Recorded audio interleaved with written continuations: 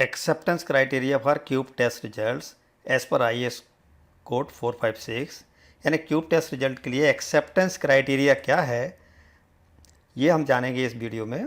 CCEA civil construction and engineering academy में आपका स्वागत है।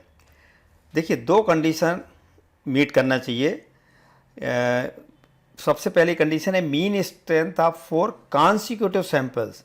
कॉन्सिक्यूटिव सैंपल्स यानी नॉन ओवरलैपिंग होना चाहिए, यानी ऐसा ना हो कि एक कोई पर्टिकुलर सैंपल दो ग्रुप में, चार के दो कॉन्सिक्यूटिव ग्रुप में वो शामिल हो, तो उसको नॉन ओवरलैपिंग कॉन्सिक्यूटिव सैंपल्स बोलते हैं। कि यदि M15 कोड कहता है कि यदि M15 का कंक्रीट है तो उसकी मीन स्ट्रेंथ कितनी होनी चाहिए 4 कॉन्सिक्यूटिव सैंपल्स की, should be greater than or equal to FCK plus 0.825 into S। S क्या है? एस्टेब्लिश्ड स्टैंडर्ड डेविएशन, और ये स्टैंडर्ड डेविएशन है या फिर ये या और FCK प्लस 3 न्यूटन पर mm square which ever is greater, यानी इन दोनों में से जो ज़्यादा होगा वो mean strength of 4 consecutive samples आना चाहिए, तभी हम उन सैंपल्स को या उस कंक्रीट को पास या ओके समझेंगे। अदरवाइज यदि आप ग्राफिकल देखें तो ये M15 कंक्रीट के लिए है, ये यदि ये FCK है यहाँ तक तो FCK प्लस 3 और FCK प्लस 0.825S, ये यदि इतनी मीन स्ट्रेंथ आती है 4 कॉन्सिक्यूटिव सैंपल्स की तो ये सारी की सारी एक्सेप्टेबल रेंज है, एक्सेप्टेबल लिमिट्स हैं। इसी तरह से M20 एंड अबव के लिए कोड क्या कहता है कि ये जो मीन स्ट्रेंथ है 4 कॉन्सिक्यूटिव सैंपल्स की should be greater than or equal to FCK plus 0.825S, यानी S तो था आपका स्टैंडर्ड डेविएशन, और FCK प्लस 4, वहाँ पे M15 के लिए 3 था, M20 एंड अबव ग्रेड के लिए कोड बोलता है 4, तो FCK प्लस 4 होना चाहिए विच एवर ग्रेटर, यानी इसमें और इसमें जो भी ज़्यादा आती है वैल्यू वो वैल्यू कहलाएगी एक्सेप्टेबल लिमिट। क्या उससे कम स्ट्रेंथ नहीं आने चाहिए, अदरवाइज वो group of cubes is not okay, वो फेल माना जाएगा। तो यदि ये FCK की लिमिट है तो इससे प्लस 4 या FCK प्लस 0.825S, जो इनमें से ज़्यादा होगा वो लिमिट यदि आपकी मीन स्ट्रेंथ आती है 4 कॉन्सिक्यूटिव सैंपल्स की तो ही एक्सेप्टेबल होगा। इसके अलावा दूसरा जो क्राइटेरिया है कोड में कि वो तो था 4 कॉन्सिक्यूटिव सैंपल्स का, लेकिन इंडिविजुअल टेस्ट रिजल्ट के बारे में क्या है?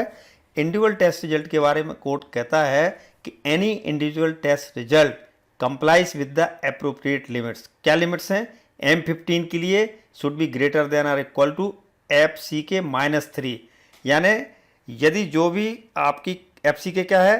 Characteristic strength of 150 mm cube after 28 days, यानी जैसे M15 की 15 है तो 15 में से 3 यानी 12 न्यूटन पर mm स्क्वायर तक ये चलेगा। एक इंडिविजुअल टेस्ट रिजल्ट के लिए है, 4 कॉन्सिक्यूटिव टेस्ट रिजल्ट्स के मीन की बात यहाँ नहीं कर रहे हैं। दूसरा क्या है? M20 एंड अबव के लिए FCK माइनस 4 तक है, जैसे मान लीजिए M20 के लिए 20 न्यूटन पर mm स्क्वायर, इसमें से 4 माइनस कर दो तो ये हो जाएगा 16 न्यूटन पर mm स्क्वायर, यानी 16 न्यूटन पर mm स्क्वायर तक भी यदि किसी इंडिविजुअल टेस्ट रिजल्ट की वैल्यू आती है तब भी वो एक्सेप्टेबल हो जाएगा फॉर M20 एंड अबव के लिए। हालांकि उसमें कई और वो है। नोट क्या है? In the absence of the established value of standard deviation, यदि आपकी स्टैंडर्ड डेविएशन की एस्टेब्लिश्ड वैल्यू नहीं है, S की वैल्यू नहीं आती है, the values given in table 8 में be assumed and attempt should be made to obtain results of 30 samples as early as possible, यानी शुरू के 30 सैंपल का जितनी जल्दी हो सके उतनी जल्दी आपको कोशिश ये करनी चाहिए कि स्टैंडर्ड डेविएशन मिल जाए to establish the value of standard deviation, ये कोड कहता है। एग्जाम्पल ले लेते हैं फॉर M25 कंक्रीट, यदि हम लेते हैं कि मान लीजिए उसके क्या क्या रिजल्ट्स आते हैं, 28 आता है, दूसरे सैंपल का 29 आता है, तीसरे का 30, चौथे का 31। ये 4 सैंपल कॉन्सिक्यूटिव सैंपल्स मान लो यदि हैं तो इनका एवरेज कितना हुआ? 4 कॉन्सिक्यूटिव नॉन ओवरलैपिंग सैंपल्स 29.5, और हमें चाहिए कितना था? 25।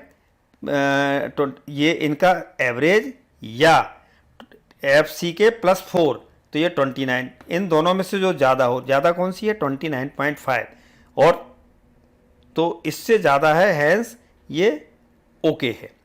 तो इसके अलावा ये तो है 4 नॉन ओवरलैपिंग कॉन्सिक्यूटिव सैंपल्स का एवरेज जो है ना वो इससे एफ सी के +4 से ज़्यादा है।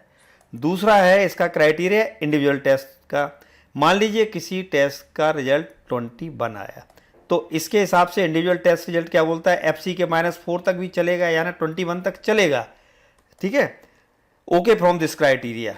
लेकिन बट क्या दिक्कत है इसमें, दिक्कत ये है कि जब हम but if non overlapping consecutive results are considered, कौन से हैं, मान लीजिए 21, 28, 29 और 30 आते हैं 4 कॉन्सिक्यूटिव टेस्ट रिजल्ट्स के, तो इनका एवरेज कितना आएगा, एवरेज आएगा 21 + 28 + 29 + 30 = 27, और हमें चाहिए कितना था, which is less than F C के +4, यानी 29 तो मिनिमम चाहिए था। तो इसके हिसाब से ये फेल माना जाएगा, ये सैंपल फेल माना जाएगा जिसकी वैल्यू 21 आई है। तो इस तरह से इसको ये एक्सेप्टेंस क्राइटेरिया हैं क्यूब्स के एज पर IS कोड 456। आशा है आपको ये जानकारी उपयोगी लगी होगी और वीडियो भी पसंद आया होगा। धन्यवाद।